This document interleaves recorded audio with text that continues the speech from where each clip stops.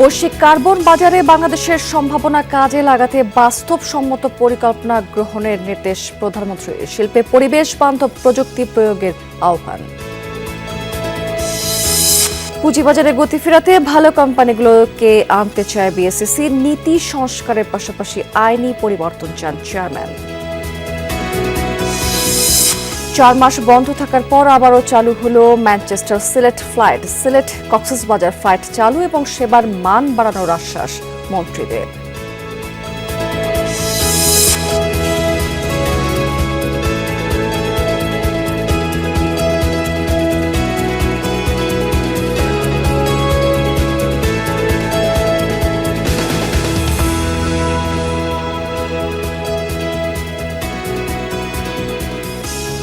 আমন্ত্রণ বিজনেস স্টোরিতে এতক্ষণ শিরোনাম দেখছিলেন, এবার চলে যাচ্ছি পুরো খবর এবং পুরো সময় জুড়ে আপনাদের সাথে থাকবো আমি রাবেয়া স্মৃতি।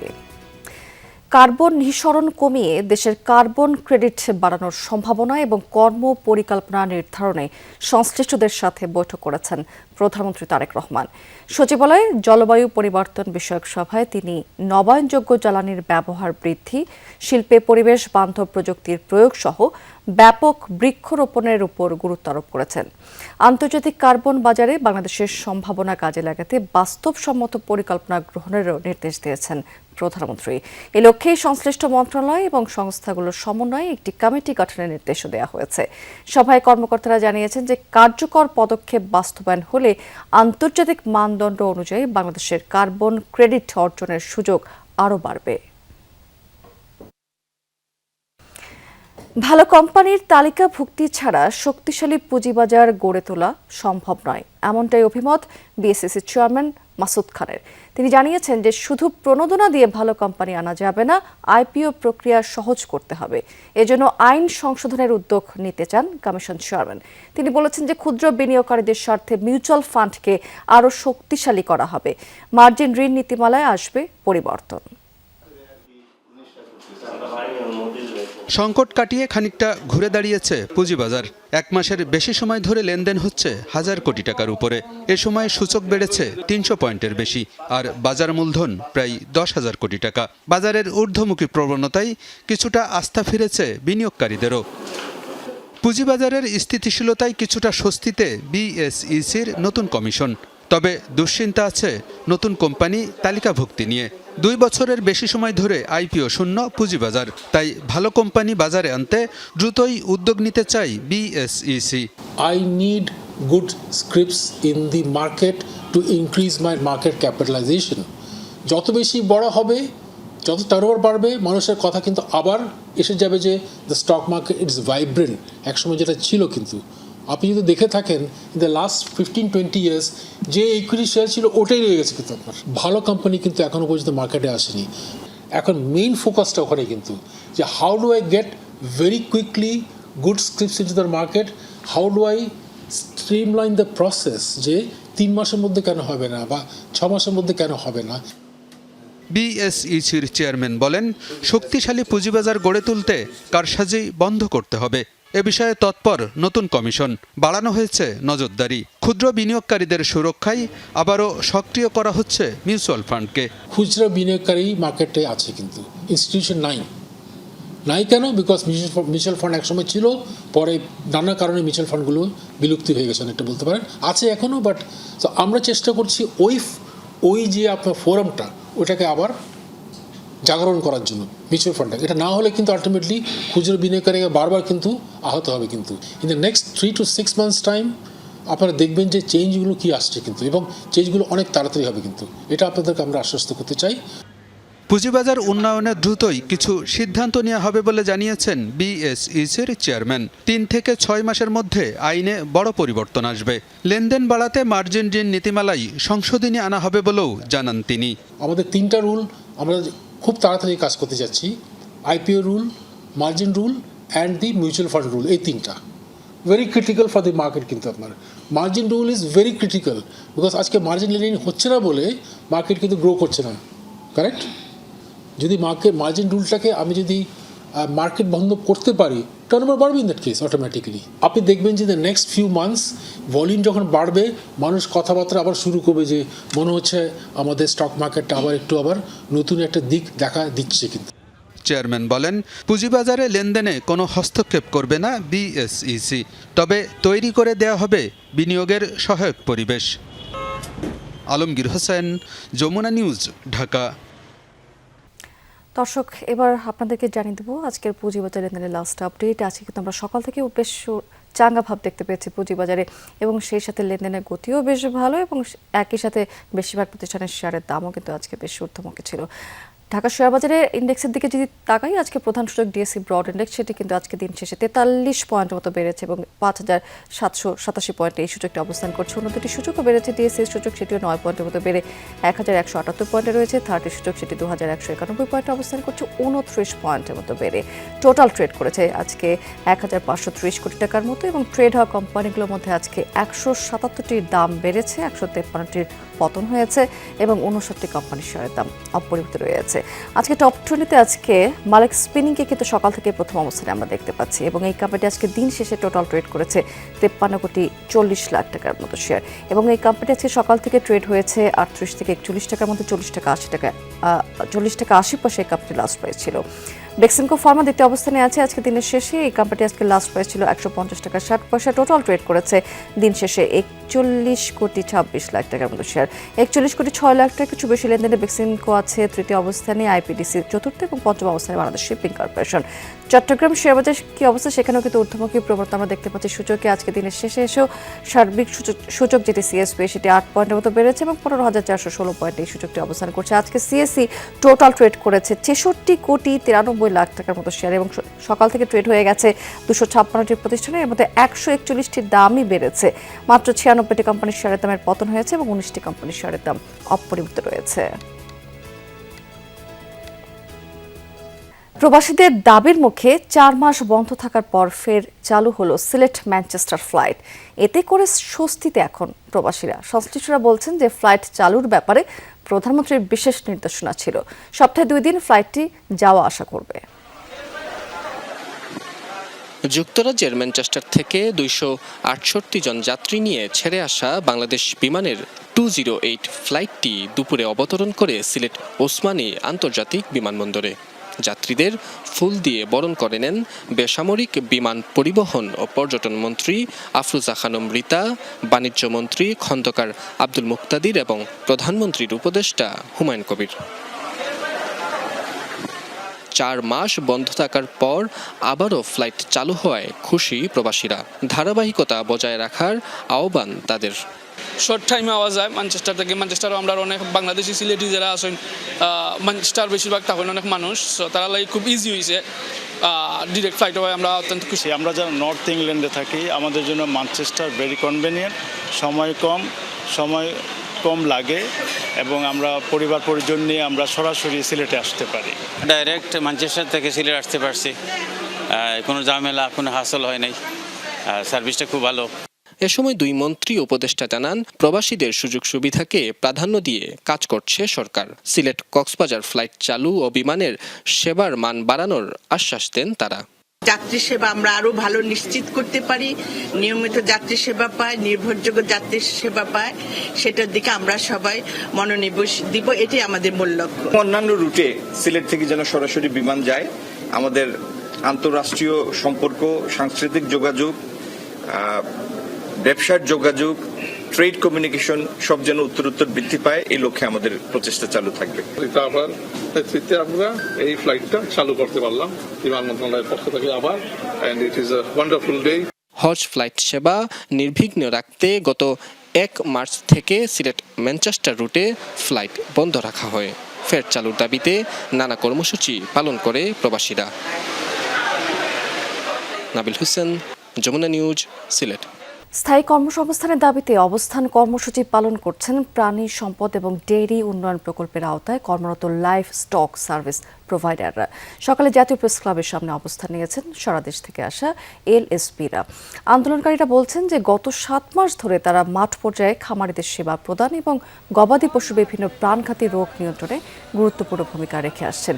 তবে গত 31শে মার্চ এই প্রকল্পের মেয়াদ শেষ হওয়াতে বর্তমানে চরম অনিশ্চয়তার মধ্যে পড়েছেন তারা।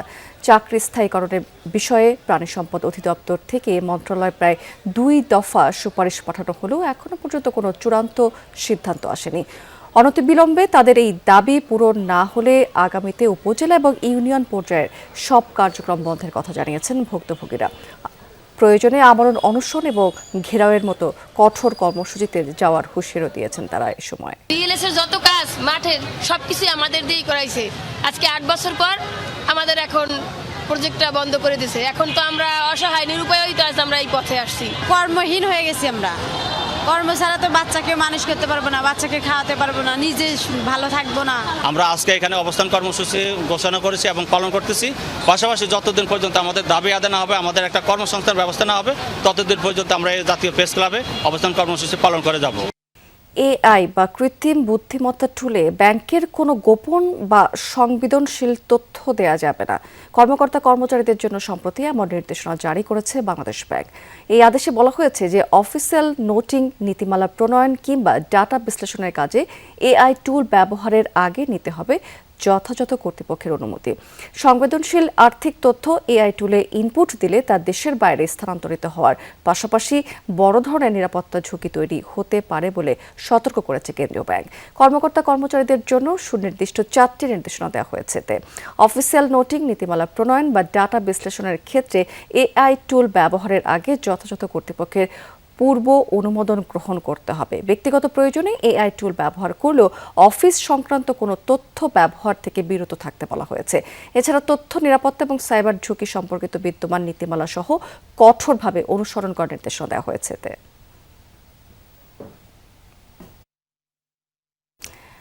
পঞ্চগড়ের আটোয়ারী উপজেলায় খাল পুনঃখনন প্রকল্পে নানা ধরনের অনিয়মের অভিযোগ উঠেছে। কাগজে কলমে প্রকল্প বাস্তবায়ন কমিটি থাকলেও সদস্যরাই জানেন না যে তারা এই কমিটিতে রয়েছেন। প্রায় শতাধিক শ্রমিকের পরিবর্তে খাল খনন চলে স্কেভেটর দিয়ে। এমনকি সরজমিনে খালের উপর কালভার্ট নির্মাণে নিম্নমানের সামগ্রীর ব্যবহার ইউএনওর চোখে ধরা পড়েছে। নির্বাচনী প্রতিশ্রুতির আওতায় দেশজুড়ে খাল খনন কর্মসূচির উদ্বোধন করেন প্রধানমন্ত্রী তারেক রহমান। ইজিপিপি কর্মসূচির আওতায় পঞ্চগড়ের আটোয়ারী উপজেলায়ও শুরু হয় খাল পুনর্খনন, বরাদ্দ 52 লাখ টাকা। বাস্তবায়নের জন্য গঠন করা হয় 7 সদস্যের কমিটি। 43 দিনের প্রকল্পে কাজ করার কথা 119 জন শ্রমিকের, অথচ কমিটির অনেক সদস্যের অভিযোগ তারা জানেনই না কমিটিতে আছে তাদের নাম।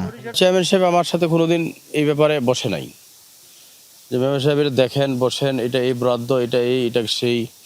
শোনা মুখে শুনতেছি যে আমি বলে সদস্য সচিব এই প্রোগ্রামের, এই কর্মসূচি। আমাকে না জানিয়ে খাল খননের কমিটিতে রেখেছে। আমি শুনেছি কাজ করার কথা ছিল শ্রমিক দিয়ে, কিন্তু শ্রমিক না দিয়ে ভ্যাকুম মেশিন দিয়ে খাল খনন করে। আমাদের এলাকায় খাল খনন কর্মসূচিতে আমাকে না জানিয়ে সদস্য করা হয়েছে। এখানেই শেষ নয়, স্থানীয়দের অভিযোগ স্ক্যাভেটর দিয়ে খনন করা হয়েছে পুরো খাল। এখনো শ্রমিকরা পাননি পূর্ণ মজুরি। খননকৃত মাটি তুলে রাখা হয়েছে খালের দুপাশে আবাদি জমির উপর, এতে বিঘ্নিত হচ্ছে চাষাবাদ। এছাড়া খালের উপর নির্মাণাধীন কালভার্টেও নিম্নমানের সামগ্রী ব্যবহারের অভিযোগ রয়েছে। একদিন কাজ হয়েছে মজুরি দিয়ে, তারপরে দেখলাম ওই যে মাটি ঘুরা একটা উৎকল, ওইটা নিয়ে আসে কাজ করে চলে গেল। 119 জন শ্রমিক এখানে নিয়োগপ্রাপ্ত হয়েছে। এই শ্রমিক দিয়ে কাজ করার কথা, কিন্তু না, এখানে কাজ করছে হচ্ছে ভেকু গাড়ি দিয়ে। দুই পাশে দুইটা রাস্তা এমন বড় কইছে সেগুলো ভাঙে যেতে পারে। আর ওই গাছ লাগাইছে, মাটিটার দুই পাশে এমন করে গাছ লাগাইছে, যদি ওই গাছগুলো বড় হয় মাটিটা আবাদ করা খুব সমস্যা হয়ে যাবে। 99% মানুষের এটা ভালো হয় নাই, কারণ যতটুকু সরকারি জায়গা অতটুকু উনি কিন্তু খরিয়ে নিয়ে নিছি। যে মাটিটা রাখছে সেই মাটিটা আমাদের জনগণের উপর। অবশ্য ইউপি চেয়ারম্যানের সাফাই, সরকারি বিধিমালা মেনেই করা হচ্ছে প্রকল্পের কাজ। একই দাবি প্রকল্প বাস্তবায়ন কর্মকর্তারও। কৃষকরা যেটা বলছে এটা আমার মনে হয় না জানে না শুনেই তারা মন্তব্য করেছে, কারণ কৃষকদের নিয়েই তাদের জমি মাপা হয়েছে। সরকারের যতটুকু জমি আছে অতটুকুর মধ্যেই দুই পাশের ধার। কিয়দাংশ কৃষকের সদিচ্ছায় কিছু কিছু মাটি তাদের উপর পড়ে গেছে হয়তোবা। অনিয়ম হচ্ছে বাট এরকম না, ওইখানে কিছু খোয়া ছিল একটু কম, মানে সেটা আমরা চেঞ্জ করেছি। চেঞ্জ করে আমরা পরে ভালো খোয়া নিয়ে কাজ করছি এবং আমাদের লোক সার্বক্ষণিক থেকে ওখানে কাজ দেখাশোনা করে আমাদের সরজমিনে কালভার্ট নির্মাণে নিম্নমানের সামগ্রী ব্যবহারের বিষয়টি চোখে পড়ে ইউএনওর। তদন্ত কমিটি গঠন করা হয় উপজেলা প্রশাসনের পক্ষ থেকে। খাল খননে কোনো অনিয়ম থাকলেও ব্যবস্থা নেওয়ার আশ্বাস দেন ইউএনও। এই কালভার্টের মান যাচাইয়ের জন্য আমরা একটা তদন্ত কমিটি করে দিয়েছি। তদন্ত কমিটি আমাকে খুব দ্রুতই 3 কার্যদিবসের মধ্যে রিপোর্ট দিবে যে কালভার্ট যেটা এস্টিমেট ধরা হয়েছে এস্টিমেট অনুযায়ী কাজ হয়েছে কিনা। প্রকল্পের উদ্দেশ্য ছিল জলাবদ্ধতা নিরসনের পাশাপাশি কৃষকদের উপকার করা, কিন্তু অনিয়মের কারণে সেই উদ্দেশ্য কতটা বাস্তবায়িত হবে তা নিয়ে উঠেছে প্রশ্ন। রাহিম সারোয়ার, যমুনা নিউজ। স্বাধীনতার দীর্ঘ 53 বছরেও প্যাথোলজি খাতের কাঙ্ক্ষিত উন্নয়ন হয়নি বলে মন্তব্য করেছেন স্বাস্থ্যমন্ত্রী মোহাম্মদ সাখাওয়াত হোসেন। ঢাকা বিশ্ববিদ্যালয়ের আইক্যাথ অ্যালমিক 2026 শীর্ষক আন্তর্জাতিক সম্মেলনে একথা বলেছেন তিনি। স্বাস্থ্যমন্ত্রী এ সময় আরও বলেছেন যে এখনও স্বাস্থ্য খাতের অধিকাংশ সামগ্রী আমদানি নির্ভর। স্বাস্থ্যসেবাকে তৃণমূল পর্যায়ে পৌঁছে দিতে প্রযুক্তি, গবেষণা এবং দেশীয় উদ্ভাবনের কোনো বিকল্প নেই বলে মন্তব্য করেছেন তিনি। সংসদের বাজেট অধিবেশনে স্বাস্থ্য খাতের অব্যবস্থাপনা নিয়ে আলোচনা হয়েছে বলে জানিয়েছেন স্বাস্থ্যমন্ত্রী। তিনি আরও বলেছেন, সরকার নতুন উদ্ভাবনের জন্য সব ধরনের সহযোগিতা এবং প্রণোদনা প্রদানে আগ্রহী। স্বাস্থ্য খাতে কোনো ধরনের অনিয়ম মেনে নেওয়া হবে না বলেও হুঁশিয়ারি দিয়েছেন এ সময় মন্ত্রী।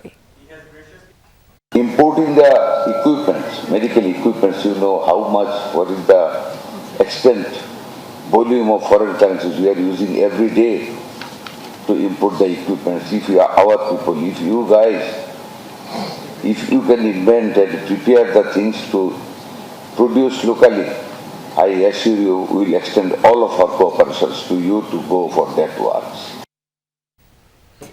বিদেশি ফলের আমদানি নির্ভরতা কমাতে নোয়াখালীতে গড়ে উঠেছে গবেষণামূলক বাগান, যেখানে ঠাঁই পেয়েছে 1000-এরও বেশি জাতের বিদেশি ফলের চারা, যার মধ্যে রয়েছে 52 প্রজাতির আঙ্গুর গাছ। মাটি এবং আবহাওয়া উপযোগী ফলের জাত বাছাই করে কৃষকদের মাঝে ছড়িয়ে দেওয়া হচ্ছে। সবুজে ঘেরা বাগানের এক পাশে ঝুলছে থোকা থোকা আঙুর, আর অন্য পাশে শোভা পাচ্ছে blueberry, raspberry, annona Spanish, miracle বেরির মতো বিশ্বখ্যাত ও দুর্লভ বিদেশি ফল। এ যেন আন্তর্জাতিক ফল ভাণ্ডার। নোয়াখালীর এই ব্যতিক্রমী বাগানটি গড়ে তুলেছেন শিক্ষার্থী মোহাম্মদ হাবিব। হাতের কাছে দুর্লভ সব বিদেশি ফল পেয়ে উচ্ছ্বসিত স্থানীয় বাসিন্দারাও। অনেকেই উদ্বুদ্ধ হচ্ছেন বাগান তৈরিতে। বিদেশি ফলগুলো এখানে বাড়ির পাশে পাইতেছি, আমাদের কাছে আশ্চর্য লাগতেছে। খুব ভালো নার্সারি, এটাতে দেশি বিদেশি ভালো ভালো প্রোডাক্ট আছে, অনেক দামি দামি প্রোডাক্ট আছে। এত সুন্দর গ্রান, এত সুন্দর মিষ্টি, আমি অভিভূত। এই জাতগুলো নিয়ে যদি আমাদের নতুন নতুন উদ্যোক্তারা কাজ করতে পারে, তো সেক্ষেত্রে বাংলাদেশে যে ইম্পোর্টের যে একটা চাহিদা বা বাংলাদেশের আর্থিক একটা যে অ্যামাউন্ট বাইরের দেশে চলে যাওয়া, ওটা থেকে আমরা অনেক লাভ হতে পারবো। ভালো জাতের নিশ্চয়তা না থাকায় কৃষকরা ফল উৎপাদনে অনেকে আগ্রহ হারিয়ে ফেলেন। জলাবদ্ধতা সহ প্রাকৃতিক দুর্যোগও ফল উৎপাদনে বড় বাধা। তবে কৃষি কর্মকর্তারা বলছেন, জলবায়ু সহনশীল বিদেশি ফল নির্বাচন করে কৃষকদের হাতে তুলে দিতে পারলে বাণিজ্যিক কৃষিতে সম্ভাবনার দুয়ার খুলে দেবে। অনেক জাত নিয়ে উনি গবেষণা করছেন, তো আমাদের কৃষি অফিসের তত্ত্বাবধান এবং আমাদের পরামর্শ মোতাবেকই উনি গ্রাফটিং বা চারা কলমের মাধ্যমে চারাগুলো উৎপাদন করছে। তো আমরা যাদের যেসব কৃষকের চাহিদা আছে আমাদের কাছে, আমরা পরামর্শ দিব তার কাছ থেকে ভালো জাতের চারাগুলো সংগ্রহ করার জন্য। কেবল শখের বশে শুরু হলেও হাবিবের এই বাগানটি এখন পরিণত হয়েছে গবেষণা কেন্দ্রে। কাশফিয়া রুহি, যমুনা নিউজ। দর্শক, এই ছিল বিজনেস টুডে এখনকার আয়োজনে। এতক্ষণ সঙ্গে থাকার জন্য ধন্যবাদ আপনাদের সবাইকে।